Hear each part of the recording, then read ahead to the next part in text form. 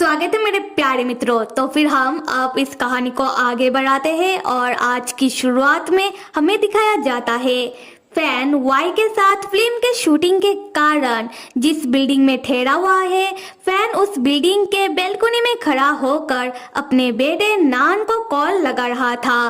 Fan मन ही मन सोच रहा था कि मैं फिल्म के शूटिंग के कारण इतना बिजी हो गया था कि कुछ समय से नान से कॉल में बात ही नहीं हुआ। पता नहीं मेरा नान अभी क्या कर रहा होगा।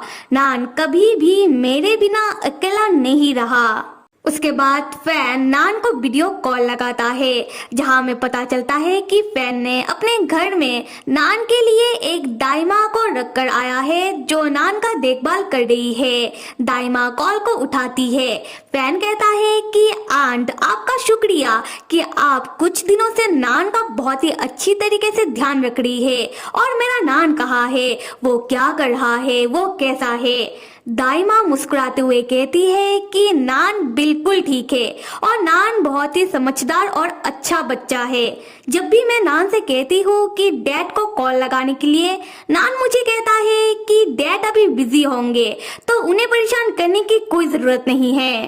तब पीछे से नान आता है जो वीडियो कॉल में अपने डैड को देख लेता है और डैड डैड करके चिल्लाने लगता है। फैन अपने बेटे नान को देखकर उसके आंखों में आंसू आ जाते हैं। फैन नान को देखते हुए वो मन ही मन कहता है कि मेरा प्यारा नान कितना प्यारा और समझदार है, किसी का भी दिल जीत ले।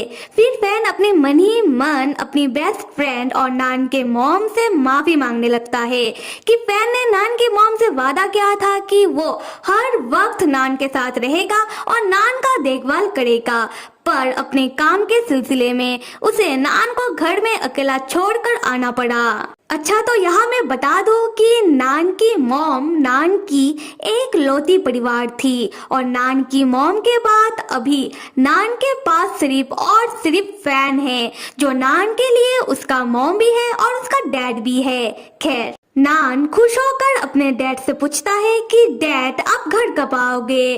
क्या डैड आप अभी भी काम कर रहे हो? क्या आप थक गए हो? नान का डैड कहते हैं कि नहीं, मेरा काम खत्म हो गया है और मैं जल्द ही घर वापस आ जाऊंगा, मेरा अच्छा नान। उसके बाद फैन बैल्कनी से वाई के कमरे के ओर देखने लगता है, जहां हम देखते हैं कि वाई अपने कमरे में बैठकर एक किताब देख रहा था। फैन वाई को देखकर मन ही मन सोचता है कि मुझे अपना आवाज धीमा करके नान से बात करनी चाहिए, वाई को सुनाई नहीं देना चाहिए। तब फैन को याद आने लगता है कि वाई ने कैसे उस दिन होटल के यार्ड में अपने गुस्से के चलते फैन को मार खिलवाया था। फैन सोचता है कि वाई अभी भी मुझसे नाराज है कि बचपन में मैंने उसे अकेला क्यों छोड़ दिया। अभी भी मेरे वजह से वाई को जो घाव लगा वो भरा नहीं है। कहीं वाई मेरे ऊपर अपने गुस्से के चलते इन सब में नान को भी घसीट ना ले। मुझे धीरे धीरे करके वाई के सारे जख्म को भरना होगा, उसके बाद ही सब सही हो पाएगा। तब तक मुझे समझदारी से काम लेना होगा। सच में इन सारी चीजों से मैं बहुत ही परेशान हूँ। नान फैन से पूछता है कि डैड, आप ठीक तो हो? फैन कहता है कि हाँ, मैं ठीक हूँ। नान कहता है कि डैड, आप जल्द ही घर वापस आ जाओ, मैं आपको बहुत ही मिस कर रहा हूँ और अभी मैं आंट के साथ जाकर सो जाता हूँ। उसके बाद नान फैन को बाय कह के फोन रख देता है। फिर फैन बैल्कनी में खड़े खड़े सोचने लगता है कि आशा करता हूँ कि ये काम जल्द ही खत्म हो जाए। उसके बाद फैन आता है वाई के पास वाई को देखने के लिए। फैन वाई से कहता है कि वाई, बहुत ही रात हो चुकी है, इतनी देर तक जागना अच्छी बात नहीं है, तुम सो जाओ। तब हम वाई को देखते हैं जो एक किताब को गौर से पढ़ रहा था और उसका मुंह पूरी तरीके से लाल हो चुका था।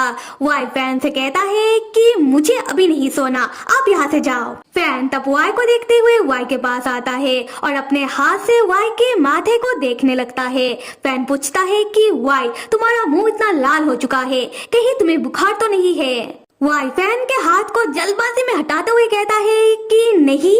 फैन तब वाई के हाथ से उस किताब को छीन लेता है और वाई से कहता है कि वाई, देखो तुम्हारा मुंह इतना लाल हो गया है, अगर तुम्हारा तबीयत सही नहीं लग रहा, चलो हम अभी हॉस्पिटल चलते हैं।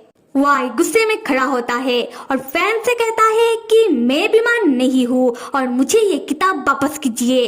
और वाई जैसे ही फैन के हाथ से उस किताब को छीनने लगता है, वो किताब जमीन में गिरकर खुल जाता है और फैन देख लेता है कि उस किताब में एक लड़की की फोटो है जिसने आधी अधूरी कपड़ा पहना हुआ है। और वाई उस लड़की की फोटो देखकर ही उसका मुंह लाल हो रहा था। वाई ये देखकर शर्माने लगता है और फैन पूछता है कि ये क्या है। वाई तब बहुत ज्यादा शर्माते हुए दौड़कर अपने बिस्तर में चला जाता है और कंबल के नीचे घुसकर फैन से कहता है कि यहाँ से बाहर निकलिए।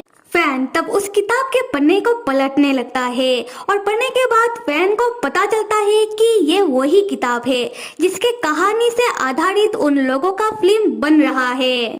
और फैन को यह भी पता चलता है कि इस किताब में कुछ ऐसी वैसी फोटोज भी है।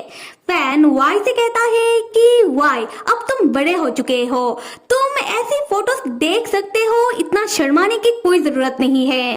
वाई फिर से चिल्लाते हुए कहता है कि आप मेरे कमरे से बाहर निकलो।